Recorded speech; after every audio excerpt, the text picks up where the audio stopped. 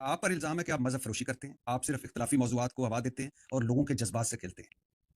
کیوں؟ مثال دینا. میں ابھی آگے اچھا دوں. جی جی ایک قتل کی میں سلیم صافی نہیں ہوں، میں انجینئر ہوں. جی جی قتل کی ویڈیو پر آپ گرفتار ہوئے. کون سی قتل کی؟ کون سے آپ بتائیں. نہیں آپ بتائیں نا، آپ نے ورکنگ کی ہے نا میرے ساتھ. میں نے اس لیے پہلے بھی کہا تھا، جو میرے پولیٹیکل ویوز پہ بھی بات کرتے تھے نا، تو میں ان کو کہتا تھا کہ آپ کا جو سب سے بڑا پنڈت ہے نا جس بھی جماعت کا، اسے تیاری کروائیں اور میرے سامنے بٹھائیں فیکٹس اینڈ فگرز کے ساتھ. اب آپ نے تیاری کی ہے نا، میں سلیم صافی نہیں ہوں، آپ مجھے وہ پن پوائنٹ بتائیں، بعد میں انشاءاللہ جواب دوں گا. یا پھر آپ معذرت کریں گے کہ مجھے پتہ نہیں. جی جی میں تمام صحابہ رضی اللہ عنہ نہیں. نہیں پہلے آپ وہ قتل پہ آئے نا جہاں سے آپ نے بات شروع کی. تمام صحابہ رضی اللہ تعالیٰ عنہ نہیں ہے. نہیں ایسا نہیں ہے. آپ نے کہا نہیں اس طرح نہیں ہے بات. ہاں کس طرح؟ تمام صحابہ کرام جو وفات تک ایمان پر قائم رہے وہ رضی اللہ عنہ ہے. جی جی. جو نبی اسلام پر ایمان لائے، آپ علیہ السلام دنیا سے تشریف لے گئے، اس وقت تک وہ مسلمان تھے.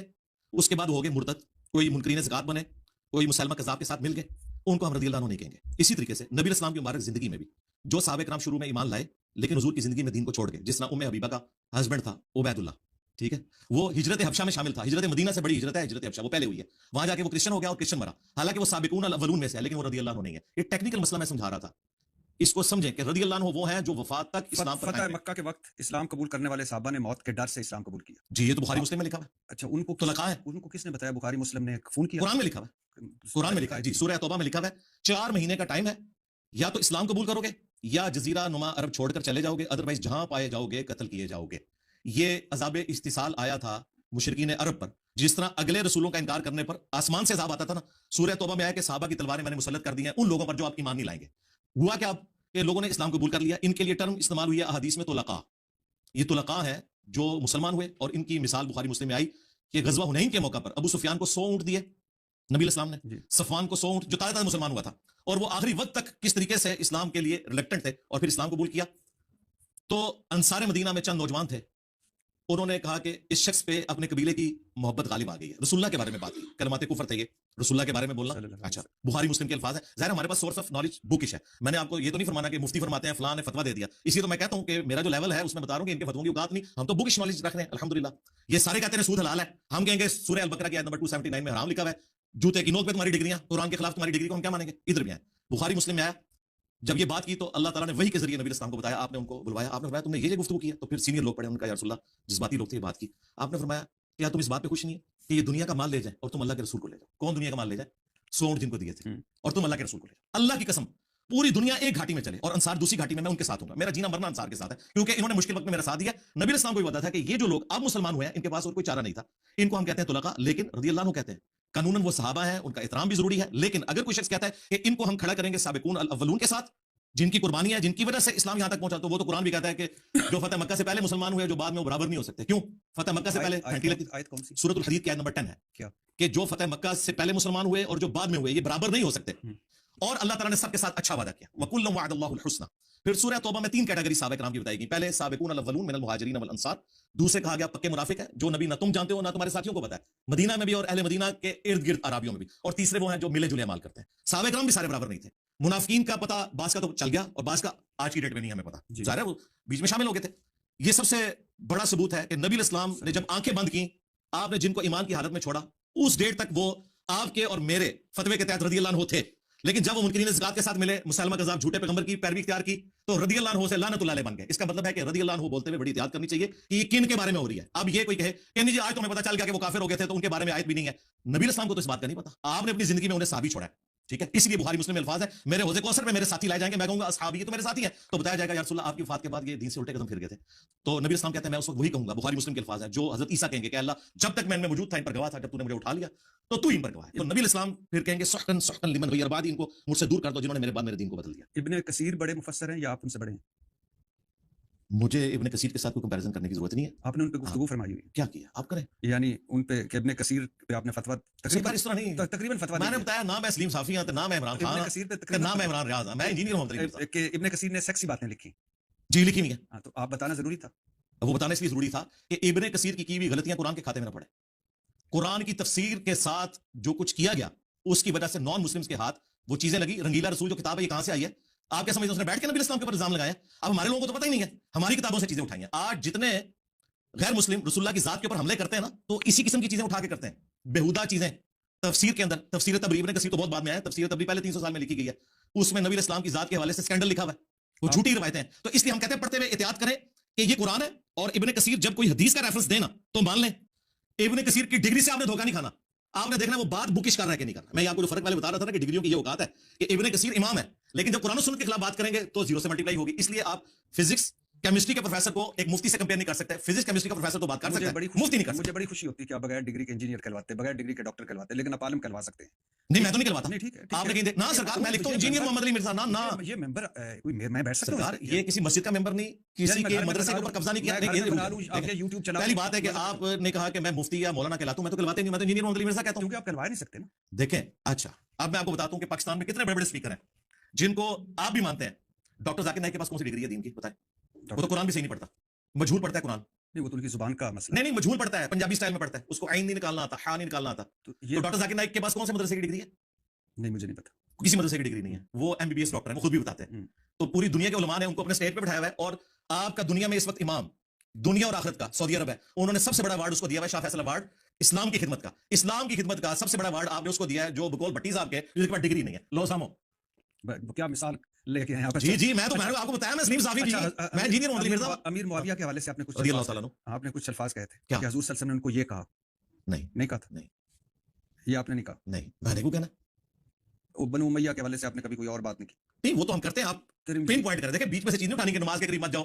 تو قرآن میں لکھا ہے, قرآن میں یہ بھی لکھا ہے کہ عیسیٰ ابن مریم اللہ کے بیٹے ہیں, لیکن ساتھ لکھا ہے لقد کفر الذین قالوا ان اللہ هو المسیح ابن مریم. وہ کافر ہیں جو کہہ رہے ہیں کہ عیسیٰ ابن مریم ہی اللہ ہے. جی وہ تو پتہ ہے مجھے. بٹ صاحب میرا ویسے پتہ کیا خیال ہے, آپ تیاری کریں سارے علماء کو بٹھا کے اور پھر آئیں. نہیں میں آؤں گا, پھر ورکنگ پوری کریں. نہیں ورکنگ پوری, کیونکہ ابھی جو بھی ادھر آیا نا ورکنگ کے بغیر آپ دل پہ لے گئے. میں نہیں, میں ویسے بتا رہا ہوں.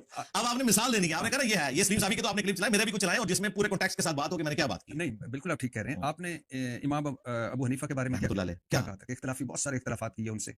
جی آپ کو کوئی اختلاف ہے امام ابو حنیفہ سے؟ جی وہ نبی اسلام کے ماں باپ کو کافر کہتے ہیں. آپ نبی اسلام کے ماں باپ کو کیا سمجھتے ہیں؟ نہیں میں تو نہیں کہتا کافر. ہاں تو وہ کہتے ہیں, یہ مجھے ان سے اختلاف ہے. آپ کا کیا خیال ہے, وہ غلط کہتے ہیں؟ جی غلط کہتے ہیں بالکل. آپ بکش نالج کوئی؟ جی بکش نالج یہ ہے کہ نبی اسلام کے ماں باپ اہل فطرت ہے. آپ کے والد آپ کی پیدائش سے پہلے فوت ہوئے. جی اور قرآن کا فتویٰ ہے وما كنا معذبین حتى نبعث رسولا, ہم عذاب دیتے ہی نہیں جب تک کہ رسول کو مبعوث نہ کریں. اور قرآن میں آیا لتنذر قوما ما انذر آباؤهم فهم غافلون. اے نبی ہم نے آپ کو اس قوم میں نبی بنا کے بھیجا ہے جن کے پاس کوئی رسول نہیں آیا, وہ غافل تھے. نبی علیہ السلام کے والد محترم سیدنا عبداللہ رضی اللہ تعالیٰ عنہ علیہ السلام آپ کی پیدائش سے پہلے فوت ہوئے. انہوں نے کسی نبی کی دعوت کو ٹھکرایا نہیں ہے, انہوں نے نبی اسلام کا زمانہ پایا نہیں. وہ اہل فطرت ہے. فطرت والے وہ لوگ ہیں جن تک کسی نبی کی دعوت نہیں پہنچی ہوتی. اچھا نبی اسلام کی والدہ اس وقت فوت ہوئی جب نبی اسلام کی عمر 6 سال تھی. لہٰذا یہ آؤٹ آف کوسچن ہے اس حوالے سے کہ کوئی نبی اسلام کے ماں باپ کو کافر کہے یا نعوذ باللہ انہیں جہنمی کہے. جن روایتوں سے انہوں نے سہارا لیا وہ ساری آؤٹ آف کانٹیکسٹ ہے, میں نے ان کے جواب ریکارڈ کروایا. تو اس معاملے میں مجھے اختلاف ہے. اس کے علاوہ بھی کئی ایک معاملات میں اختلاف ہے. امام ابو حنیفہ نے کہاں لکھا تھا کہ نبی صلی اللہ علیہ وسلم کے والدین؟ ان کی کتاب الفقہ الاکبر, اتنی سی کتاب ہے جو عقیدے کی ہے, جو مدارس کے اندر پڑھائی جاتی ہے, آپ مارکیٹ سے پرچیز کر سکتے ہیں. PDF الفقہ الاکبر پہلے صفحے کے اوپر لکھا ہے اسٹارٹ. اچھا آپ نے, اور نہ صرف لکھا ہے بلکہ ان کے ماننے والوں نے ملا علی قاری نے اس کتاب کا دفاع بھی کیا ہے اور اس عقیدے کا دفاع کیا. اچھا آپ نے کہا کہ آپ روحانی طور پر حضرت علی پہلے خلیفہ ہیں. جی اس طرح بات نہیں ہوئی, وہ ڈیفرنٹ بات ہے. لیکن ہمارے پاس تو وہ حدیث ہے, وہ صحیح حدیث ہے کہ اگر میرے بعد کوئی نبی ہوتا تو عمر ہوتا. جی بالکل ہے. تو آپ نے, میں آپ کا ٹی وی شو بھی دیکھ رہا تھا, اس میں آپ نے حضرت موسیٰ اور ہارون اور نبی اور حضرت علی, جی بخاری مسلم کی حدیث, یہ ساری باتیں اپنی جگہ درست ہیں, اپنے کانٹیکسٹ میں رکھ لیتے ہیں, ایک ایک کر کے شروع کر دیتے ہیں. تو آپ نے کہا کہ روحانی طور پر حضرت علی پہلے خلیفہ ہیں جبکہ سیاسی طور پر ابو بکر صدیق پہلے خلیفہ ہیں. یہ روحانیت اور سیاست اور یہ آپ نے کیسے دوست؟ یہ اس طرح نہیں ہوا تھا. یہ مولانا اسحاق صاحب کے اوپر اعتراض کیا گیا تھا. انہوں نے سنی شیعہ کنفلکٹ کو ختم کرنے کے لیے بات کی تھی کہ اگر اہل تشیع سیدنا ابو بکر عمر عثمان کی خلافت سے اختلاف کرتے ہیں نا, تو ایٹ لیسٹ اس چیز کو ایکسیپٹ کریں کہ سیدنا علی نے انہیں ایکسیپٹ کیا ہے اور ہر معاملے میں حضرت علی سے مشورہ کر کے چلتے تھے. تو وہ کہتے تھے کہ آپ اس کو اگر یوں ریزالو کریں نا, کہ آپ کہتے ہیں کہ ہم ان کو سکسیسر مانتے ہیں, تو آپ یوں کہہ لیں کہ روحانی طور پر سیدنا علی اس حوالے سے نبی اسلام کے علم کے وارث ہیں, کیونکہ علم کے اعتبار سے تو ٹاپ کے اوپر تھے, وہ چیف جسٹس. پہلے خلیفہ کون تھے؟ سیدنا ابوبکر رضی اللہ تعالیٰ عنہ. تو پھر تو میں آپ سرکار آپ پتہ کیا ہے, جب آپ نے مقدمہ سمجھنا ہے نا, ابھی تو آپ قرآن پہ نہیں آئے. قرآن میں بھی سر میں ایک لے مین ہوں, آپ عالم دین ہیں, یعنی دین کا آپ کا نالج مجھ سے, تو اسی تو آپ کو سمجھانا چاہ رہے ہیں. میں ایک لے مین ہوں مثال کے طور پہ. جیسے آپ نے ابھی ایک آیت بتائی کہ حضرت عیسیٰ اللہ کے بیٹے ہیں, اور پھر آگے آیت ہے کہ جو یہ کہے گا وہ کافر ہے. تو میرے لیے میرے جیسا بندہ جو دین کا نالج نہیں رکھتا, اس کو آپ نے گھسیٹ دیا ایک روحانیت اور ایک سیاسی. نہیں اس طرح نہیں ہوا, یہ پورا مقدمہ آپ کے لیے تو ہے ہی نہیں ہے مقدمہ. تو یہ کس کے لیے؟ ہاں یہ ان لوگوں کے لیے جن کا یہ انٹرسٹ ہے. جس کو واقعہ کربلا سے انٹرسٹ نہیں ہے نا, اس کے لیے ٹاپک نہیں ہے. وہ ممی ڈیڈی ہے, 100 دفعہ سبحان اللہ پڑھے, 100 دفعہ الحمدللہ پڑھے. جب وہ اختلافی موضوعات میں آئے گا تو یہ پوری سائنس اس کو سمجھنی پڑے گی کہ اتنی بڑی دراڑ کیسے ہے کہ دنیا میں 15% مسلمان شیعہ ہیں, 85% اہل سنت ہے, اور دنیا کے ہر کونے میں شیعہ موجود ہے. آخر اتنی بڑی دراڑ ہے مدینہ شریف کے اندر, آج بھی 40% شیعہ رہتے ہیں. ٹھیک ہے. اسی طریقے سے دنیا میں اہل سنت کے تو 4 فرقے چل رہے ہیں، حنفی، شافعی، مالکی، حنبلی، لیکن شیعہ اثنا عشری ایک ہی ہے جو ہر طرف موجود ہے. تو آخر اس کے پیچھے کوئی ریزن ہے تو ہم اس کو کنکلوڈ کرتے ہوئے یہ ساری چیزیں بتاتے ہیں. میں آپ کو بتاؤں اگر آپ اس طرح ڈسکشن کریں گے تو قرآن حکیم میں بھی کئی ایک کنٹراڈکٹری سٹیٹمنٹس ہیں جو بیک وقت ساری درست ہیں اپنے اپنے کانٹیکسٹ کے اعتبار سے. ہم ایک ایک کو ڈسکس کریں گے. مثلا میں آپ کو ایک مثال دیتا ہوں آپ کے کیمرے میں. قرآن میں انک لا تہدی من احببت ولکن اللہ یہدی من یشاء. اے نبی جس سے تم محبت کرتے ہو تم اسے ہدایت نہیں دے سکتے، اللہ جسے چاہتا ہے ہدایت دیتا ہے. اگر میں اس سٹیٹمنٹ کو اٹھاؤں اور میں کہوں کہ قرآن میں تو واضح لکھا ہے نبی ہدایت نہیں دیتے، کیا کسی مسلمان کا عقیدہ ہے کہ نبی ہدایت نہیں دیتے؟ ہم تو کہتے ہیں نبی الاسلام ہمارے ہدایت کے امام ہے، لیکن قرآن میں تو لکھا ہے جس سے تم محبت کرتے ہو اسے ہدایت نہیں دیتے. ہم اس کو جواب دیں گے کہ یہ سورۃ القصص کی آیت ہے نا، سورہ شورى میں آیت ہے وَإِنَّكَ لَتَهْدِي إِلَىٰ صِرَاطٍ مُسْتَقِيمٍ. اے نبی بالضرور تم لوگوں کو ہدایت کی طرف رہنمائی کرتے ہو. وہاں آیا کہ ہدایت نہیں دیتے، یہاں رہنمائی کرتے ہو. دونوں سٹیٹمنٹ 180 ڈگری جو سٹیٹمنٹس ہیں نا جی، یہ بیک وقت درست ہیں. نبی الاسلام کسی کی تقدیر بدل کر اسے ہدایت نہیں دے سکتے لیکن ہدایت کی طرف رہنمائی کر سکتے ہیں. وہاں آیا انکا لا تہدی، اے نبی تم ہدایت نہیں دے سکتے. یہاں آیا انکا لتہدی، تم ضرور ہدایت دیتے ہو. تو یہ 180 ڈگری سٹیٹمنٹس بیک وقت درست ہے. اس طریقے سے ہم نے مختلف ویڈیوز میں جو مختلف باتیں کی ہوتی ہیں نا وہ اپنے کانٹیکسٹ کے ساتھ ہوتی ہیں. بعض اوقات ہم ریبٹل کر رہے ہوتے ہیں الزامی جواب کے طور پر، بعض اوقات کسی کلیریفیکیشن دے رہے ہوتے ہیں کہ وہ یہ کہنا چاہ رہا تھا اس میں یوں تھا. باقی ہم چونکہ اہل سنت کے منہج کو لے کے چلتے ہیں، اہل سنت کی کتابیں پڑھی ہوئی ہیں. ہمارا تو بنیادی موقف بنو امیہ سے جو اختلاف ہے اسی بنیاد کے اوپر ہے. یہ بنو امیہ خلفائے راشدین کے ساتھ انہوں نے وفاداری نہیں کی، سیدنا ابوبکر، عمر، عثمان و علی کے ساتھ رضی اللہ عنہم اجمعین وعلیہم السلام اجمعین. اور سیدنا ابوبکر رضی اللہ تعالیٰ عنہ کی اولاد ان کی وفات کے بعد حضرت علی کے ساتھیوں میں سے تھی. آج شیعہ جو اہل سنت کو ٹانٹ کرواتے ہیں وہ بالکل درست کرواتے ہیں کہ آپ کہتے ہو صحابہ کی اولاد، تو محمد بن ابی بکر تو حضرت ابوبکر کے بیٹے تھے جو حضرت علی کے ساتھ تھے. اور جنگ جمل میں حضرت عائشہ کو وہ سمجھانے گئے تھے کہ میری بہن واپس چلی جا، خلیفہ وقت حضرت علی ہیں. تو خلفائے راشدین تو آپس میں ایک تھے. بعد میں جو اختلافات آئے اس کی وجہ سے 2 دراڑیں ہوئی. جب ہم ان مقدمات کو ایڈریس کرتے ہیں تو پورا اس کا بیک گراؤنڈ بتاتے ہیں اور پھر ان چیزوں کو سیٹل ڈاؤن کرتے ہیں. اچھا، آپ نے، میں جو آپ پہ اعتراضات ہیں یا جو بات چیت ہے، آپ نے، میں جب سوال کرتا ہوں تو آپ نے یس نو کرنا ہے کہ اگر آپ نے ایسی بات کی ہے تو اس پہ ہم بات کر سکتے یہ ہیں. تو ہو نہیں سکتا. ہو سکتا ہے میں غلط کہہ نہیں رہا ہوں. پتا کیا، آپ اگر مجھے کہیں کہ قرآن میں لکھا ہوا ہے کہ نبی ہدایت نہیں دیتے، میں کہوں گا یس. نہیں وہ تو آپ بھی کافر، میں بھی کافر. ہاں وہ کانٹیکسٹ ہو جائے گا نا. اگر یس نو میں آتا ہوا نا تو میں دے دوں گا، ادروائز نہیں. معذرت. نہیں یس نو اس طرح نہیں، آپ تفصیل سے بتائیں. میں آپ کو آپ کی بات بتاؤں گا، آپ کہیں گے کہ یہاں میں نے کی ہے اور اس طرح. میں نے آپ کی کسی بات کا انکار نہیں کیا، میں نے یہ کہا کہ بات اس طرح نہیں اس طرح ہوئی ہو. آپ نے کہا نبی کریم صلی اللہ علیہ وسلم کے وصال کے بعد مسلمانوں میں جو اختلافات پیدا ہوئے وہ مال کی وجہ سے تھے. جی بالکل، بخاری مسلم میں لکھا ہوا ہے. لیکن علماء بہت سارے سمجھتے ہیں کوئی اجتہاد کی وجہ سے تھے. کون سا اختلاف؟ اجتہاد نہیں، اجتہاد کی وجہ سے کون سا اختلاف؟ مثال کے طور پہ بہت سارے نہیں، ہر اختلاف تو اس وجہ سے نہیں تھا نا. جو اختلاف ہوا بعد میں سیدنا علی خلیفہ وقت کے خلاف لوگ کھڑے ہوئے. بخاری مسلم میں حدیث ہے مجھے اپنے بعد تم سے یہ خطرہ نہیں کہ تم شرک کرو گے. یہ آپ نے اپنی وفات سے 1 مہینہ پہلے خطبہ دیا. عقبہ بن عامر کہتے ہیں، بخاری مسلم کے الفاظ ہیں کہ میں نے آخری دفعہ منبر پہ نبی الاسلام کو دیکھا تھا غزوہ احد کے شہداء کے قبرستان میں جا کے خطبہ دیا. مجھے یہ خطرہ نہیں کہ تم میرے بعد شرک کرو، لیکن یہ ڈر ہے کہ تم آپس میں ایک دوسرے سے لڑو گے دنیا کی محبت میں، ایک دوسرے کو قتل کرو گے اور تباہ و برباد ہو جاؤ گے جس طرح اگلے تباہ و برباد ہو گئے. تو جو خلافت راشدہ کا ڈاؤن فال ہے وہ ایک دم نہیں ہوا. حضرت ابوبکر اور عمر کی جو خلافتیں ہیں یہ پرفیکٹ ہیں، خلافت محفوظہ ہیں. لیکن سیدنا عثمان کے دور کے بعد خلافت مفتونہ شروع ہو گئی، یعنی فتنوں کا دور ہو گیا. اس میں خلفاء اچھے تھے لیکن وہ پرفیکشن نہیں تھی جو پہلے 2 خلفاء کے دور میں تھی پبلک لیول کے اوپر. اور پھر آہستہ آہستہ ڈاؤن فال ہوتے ہوتے 30 سال کے اندر خلافت راشدہ ختم ہو گئی اور پھر ملوکیت شروع ہو گئی. ایک دن میں نہیں ہوا کہ رات کو آپ سوئے تھے خلافت کی حالت میں اور صبح ملوکیت ہو گئی. تو یہ دنیا میں ہمیشہ ہوتا ہے، یہ اللہ کا قانون ہے کہ ڈاؤن فال جب ہوتا ہے وہ آہستہ آہستہ ہوتا ہے. صحیح مسلم میں حدیث ہے کہ کوئی نبی بھی ایسا دنیا میں نہیں آیا کہ اس کے چند جانثار صحابہ ہوں گے جو پورے پیشن کے ساتھ اس کے ساتھ چلتے ہیں، پھر جب وہ فوت ہو جاتے ہیں تو ان کے جانشین پھر ناخلف لوگ بن جاتے ہیں. وہ کرتے ہیں جس کا حکم نہیں دیا گیا ہوتا، اور جس کا حکم دیا گیا ہوتا ہے وہ اس کی مخالفت کرتے ہیں.